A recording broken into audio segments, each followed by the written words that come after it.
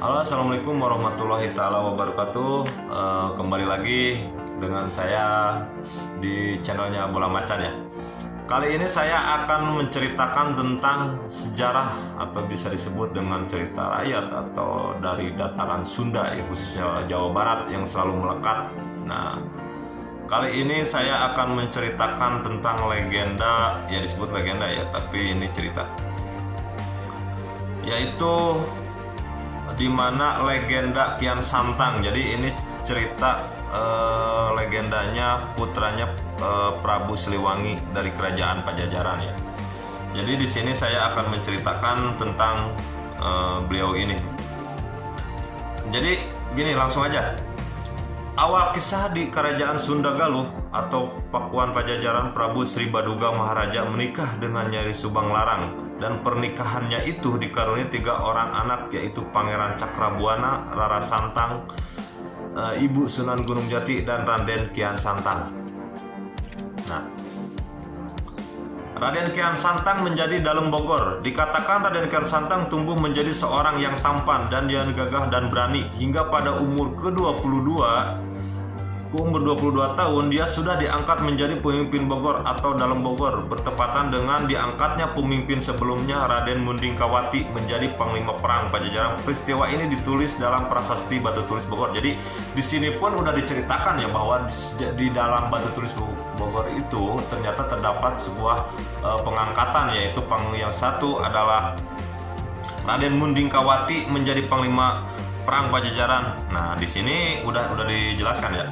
Nah, selain dia diangkat karena kemampuannya dalam memimpin, Raden Kian Santang juga terkenal karena kesaktiannya. Menurut legenda Kian Santang, saking saktinya dia tidak ada lagi lawan di Jawa Barat yang dapat menandingi kesaktiannya. Nah, jadi dia itu orangnya yang sangat luar biasa gitu. Jadi sangat kesaktiannya yang sangat hebat, dalam ilmu apapunnya dia udah sangat-sangat ada dalam dirinya, sehingga di tanah Jawa dataran Sunda itu sudah tidak ada lawannya lagi gitu. Nah, hingga suatu ketika dia meminta ayahnya mencarikan untuk seorang yang dapat menjadi lawannya. Nah, jadi ketika suatu cerita dia ngomong sama bapaknya itu, sama ayahnya itu Prabu Siliwangi, Raden Prabu Siliwangi itu, dia untuk mencarikan sosok yang bisa menandingi pertarungan mungkin ya, dalam adu ilmu kekuatan atau apa ya, itu yang membuat dia, karena dia paling sakti, jadi meminta kepada ayahnya. Nah, singkat cerita, ayahnya pun setuju dan dia pun memanggil seluruh ahli nujum. Nah, jadi ayahnya itu setuju, langsung dia itu memanggil sama seluruh nujum. Kalau di sekarang itu nujum itu kalau nggak salah itu paranormal atau dukun ya. Nah, di istana dikumpulin semua mencarikannya orang yang paling sakti. Nah, yang ada tapi tak ada nama yang muncul di pencarian mereka itu. Nah, jadi ketika semuanya udah dikumpulkan, para nujum itu, paranormal itu, tapi semuanya itu tidak ada gitu ya. Tidak ada yang menandingi mungkin. Nah, singkat cerita, beliau itu bertemu dengan seorang khalifah ya, sahabat Nabi, yaitu Ali bin Abi Thalib, Sayyidina Ali.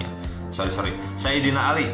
Meski gagal mencari orang yang mampu untuk melawan dirinya, Raden Kian Santang pun tidak menyerah. Dia berkeliling ke setiap sudut Tatar Pasundan hingga akhirnya dia bertemu seorang kakek misterius jika orang yang dia cari berada di Mekah. Nah, jadi Kian Santang itu tidak menyerah karena mungkin udah tidak ada lawan. Akhirnya dia ke sudut-sudut dataran Sunda ya, mungkin ke Ploksok atau kemana. Nah, suatu singkat dia cari, ketika di perjalanan dia bertemulah dengan seorang sosok kakek misterius itu, dan kakek itu bercerita bahwa ada lawan yang sangat tangguh, yang sangat kuat, cuman adanya di Mekah. Nah, mendengar hal itu, Raden Kian Santang senang bukan kepalang dan langsung ingin mencari ke Mekah. Nah, ketika mendengar bahwa kata kakek itu ada seorang yang lawan yang bisa menandingi beliau ini, dan akhirnya Raden Kian Santang merasa bangga bahwa dirinya itu akan bertarung melawan sosok orang itu. Nah, singkat cerita, tapi si kakek itu malah memberikan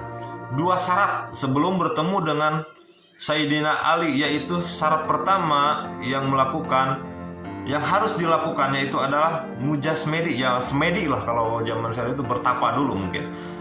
di ujung kulon, dan syarat kedua adalah mengganti namanya menjadi Galantrang Setra. Raden Kian Santang pun setuju. Nah, setelah melaksanakan dua syarat tersebut, berangkatlah dia ke tanah suci Mekah. Menurut cerita, dia berangkat ke sana dengan kesaktiannya hingga tidak memerlukan waktu lama. Nah, jadi mungkin kalau beliau itu namanya orang sakti, entah itu bisa terbang atau menghilang atau dengan secara apapun, ya mungkin kita tidak tahu karena di sini tidak diceritakan dengan perjalanan ke sana, cuman dia telah secara singkat bahwa dia itu pergi ke daerah sana.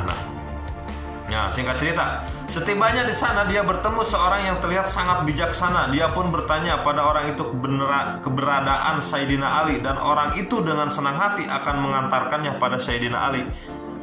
Jadi ketika di sana itu dia bertemu dengan orang yang mungkin kelihatan sederhana, bijaksana dalam berbicara, sopan santunnya, legowo mungkinnya, dan dia menunjukkan dan dia itu bersedia untuk mengantarkan Raden Kian Santang itu untuk bertemu Sayyidina Ali. Nah,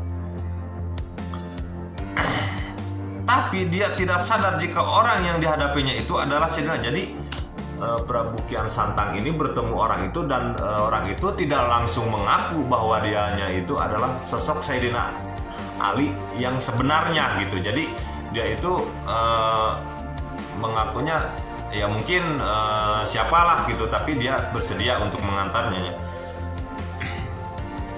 Nah, singkat cerita nih, Kian Santang mengangkat tongkat. Nah, jadi di sini dikisahkan lagi ya, Kian Santang mengangkat tongkat. Nah, sebelum keduanya pergi menemui Sayyidina Ali, laki-laki itu menancapkan tongkatnya ke tanah yang diketahui oleh Kian Santang. Nah, jadi kakek-kakek itu mungkin kakek-kakek atau orang yang usianya udah mungkin ya udah di atas lah, bawa tongkat mungkin tadinya. Nah, akhirnya tongkatnya itu ditancapkan. Nah, setelah berjalan beberapa puluh meter, laki-laki itu meminta agar Kian Santang mau mengambil tongkatnya itu. Awalnya Kian Santang menolak, tapi karena keinginannya kuat untuk bertemu Sayyidina Ali, pun berada melakukan perintah dari laki-laki itu. Jadi ketika kakek itu menancapkan dan dia jalan dulu, mungkin ya pura-pura lupa atau menguji Raden Kian Santang, dan akhirnya minta dicabutlah tongkat itu. Tapi saat Kian Santang mencoba mencabut tongkat itu, dia menyadari jika tongkat itu tak bisa diangkat meski dia sudah mengerahkan seluruh kesaktian dan kemampuan yang dia miliki. Jadi, nah singkat cerita, Kian Santang pun balik, dan menurutnya karena keinginan dia ingin bertemu dengan Sayyidina Ali-nya itu, akhirnya dia nurut dengan mencabut tongkat. Namun apa daya, ketika dia mencabut tongkatnya itu tidak bisa diangkat. Nah, meskipun dia udah mengerahkan seluruh kemampuan, ilmu kesaktian, ilmu kanuragannya dia yang dia bawa ke tanah suci Mekah. Nah, singkat cerita, Raden Kian Santang pun masuk Islam.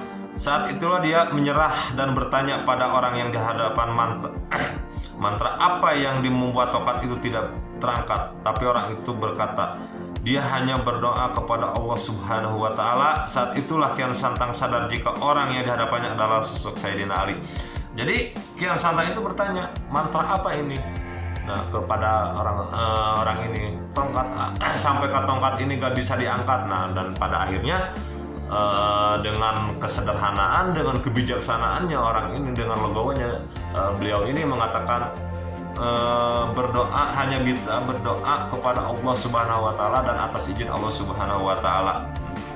Nah, saat itulah Kian Santang langsung menyadari bahwa sosok yang di depannya itu, bahwa dia sadar jika orang yang di depannya itu adalah sosok Sayyidina Ali. Dari kejadian itu Raden Kian Santang pun masuk Islam, dan dia tinggal selama beberapa bulan untuk belajar ilmu agama. Setelah merasa cukup, dia kembali ke Pajajaran, di sana mencoba untuk menyebarkan agama Islam kepada ayahnya, tapi ditolak. Nah, jadi di sini kita cerita dulu ya.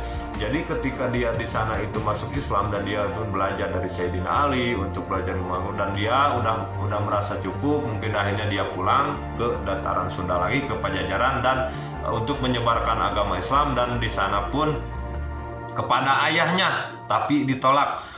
Nah, ya ayahnya itu adalah Prabu Siliwangi. Nah, Prabu Siliwangi merasa tidak ingin meninggalkan agama yang sudah dianutnya sejak kecil, merasa kecewa, dan dia pun kembali ke Arab dan memperdalam ilmu agamanya selama 7 tahun hingga akhirnya dia kembali dengan tekad lebih kuat. Nah, jadi ketika ayahnya menolak dan akhirnya dia kembali lagi, nah di sana dia nambah ilmu lagi bersama Sayyidina Ali ini, dan akhirnya selama 7 tahun ya di sana, dan setelah itu dia